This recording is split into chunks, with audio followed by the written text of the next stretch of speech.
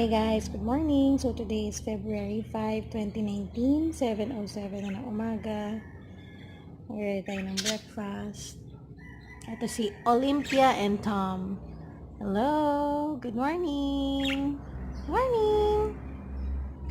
Wow, we're fighting? What's happening?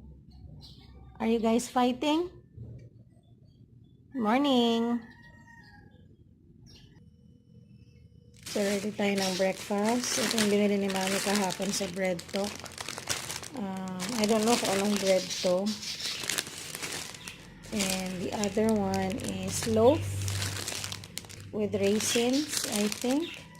Check natin yung resibo. Kung ano ba to. Ayan, focus. Raisin loaf. What? Raisin soft and supper balls. Ay, rolls. My goodness. Supper rolls. Okay. Pero may bread pa rin kami dito from, dapat ubusin na to eh. Na-expire na ba to? From Contis, we have adobo roll. Ngayon na lang to. So, dapat lang kainin to. And then, ensaymada from Contis as well, February 7, pero ito yung kakainin ko ngayong umaga. Ayan, magluto tayo ng coffee sa coffee maker. Ito yung kahapon, hugasan ko. Hindi ko na siya nahugasan kagabi. May natira pang konting coffee, pwede pang initin yan. I don't know kung gano'n yan kadami. Anyway, hugasan ko muna to, then gagawa tayo ng panibagong coffee. And ma-share ko nga lang pala guys sa inyo. Ito yung natirang coffee grounds. Ginagawa ko tong body scrub. Actually meron akong isang, I don't know kung yun yung unang-una kong video dito sa YouTube channel ko na to. Gumawa ako ng body scrub using coffee, pero mas pino. Ito kasi medyo malalaki. Alam ko minsan may ginagamit kaming coffee grounds na mas pino dito. You just need to add like olive oil or extra virgin olive oil, vitamin E, ganyan. Then, may instant body coffee scrub ka na sa bahay. DIY. So, ito yung lumang ref namin. I-defrost na natin to. Ililipat na natin yung ibang laman. Ibang laman na napaka-konting laman lang naman. Doon sa bagong biling ref. Actually, yung laman ng freezer, na ilipat ko na doon. Ito na lang yung natira, yung tocino, crab, at saka tinapa.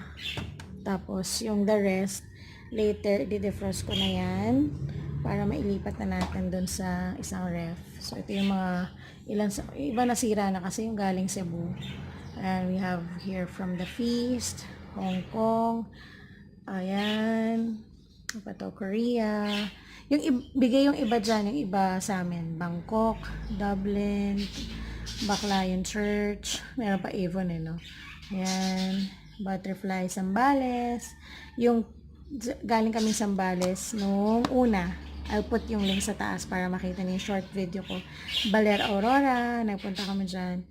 Manila Ocean Park, ito bigay sa akin, hiniling ko to kay Kuya Anthony. Puerto Princesa, Ike, yung iba na wala na, ito Baler din to. Nasira na yung iba. At syempre, Contis. So, ito yung bagong biling ref. Pasensya na kayo. Kasi dito siya sa dirty kitchen nakalagay. Literal dirty, Luma na kasi. Merong, nag-explain, merong stopper. Kasi pag binuksan, possible na tumama dun sa wall. So, bumili ng stopper. 1, 2. So, ayan. Ganyan siya katangkad. Nalimutan ko kung gaano to kataas eh. Pero meron din siyang patungan sa ilalim in case at least safe yung ref kung whatever. So, ayan siya. Ito, yung laman. Wala pa siyang laman. Nalagay lang dito kahapon. So, inverter na siya. So, ito pa lang yung nililipat ko. Water, syempre. Pineapple juice. Dried cranberry. Kunin natin tong quick melt. Dito muna nilagay. We have the lemon, calamansi, tomato, yung palang cucumber. Tapos yung cheese sticks, yung pinakita ko sa aking palengke haul. I'll put the link sa taas kung hindi ko pa yung napanood. And then, close ketchup. Ang taas, my gosh. And then, yung freezer nasa baba. Ayan, yung ice. O yung laga namin ng mga ice cream, char. Hindi yan ice cream. Lahat yan ay meat. May chicken, may pork. Ayan, papalitan na namin yan ng clear na lalagyan para at least mas kita mo yung meat sa loob. Ayan yung freezer niya. Ayan. Oops. Ayan. Ayan siya kataas. Kain. Kumakain kayo nito. Dates. Ayan. Dates. Meron pa nga ditong isa. Tagal na ata nito. Pero mukhang okay pa siya. Oh my God. Aray ko, ang bigat. Dates. Anyway. So, ayan ang ating almusal. Ito muna yung tinapay na nilabas ko. Itlog na pula, quick melt, butter, ensaymada, tsaka adobo roll. Tapos nakita ko nga to sa ref, yung dates. Kain. Healthy daw to eh. Itong dates. So, hindi ko pa lahat nalagay sa ref, pero ayan, so far ito pa lang. Yung coffee grounds, coffee din naman yan, butter, pineapple juice, yung natarang cake, yung okay pa yan, strawberry jam, at saka dried cranberries, sa baba yung pickles. Hindi pa siya maayos guys, pasensya na kasi kailangan ko lang linisin yung lumang ref. Itlog na pula, apples, andun yung lemon, kalamansi na tirang ulam, cucumber. Tapos dito ko nilagay yung mga sweets, yung may cheese sticks, powder, yung parang sa chowking, yung piniprito, marshmallow, grapes, dyan.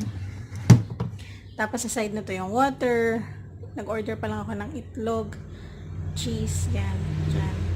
Ketchup, mustard, pickles, and then sa freezer nga, nakita nyo na kanina, ganun pa rin naman, same.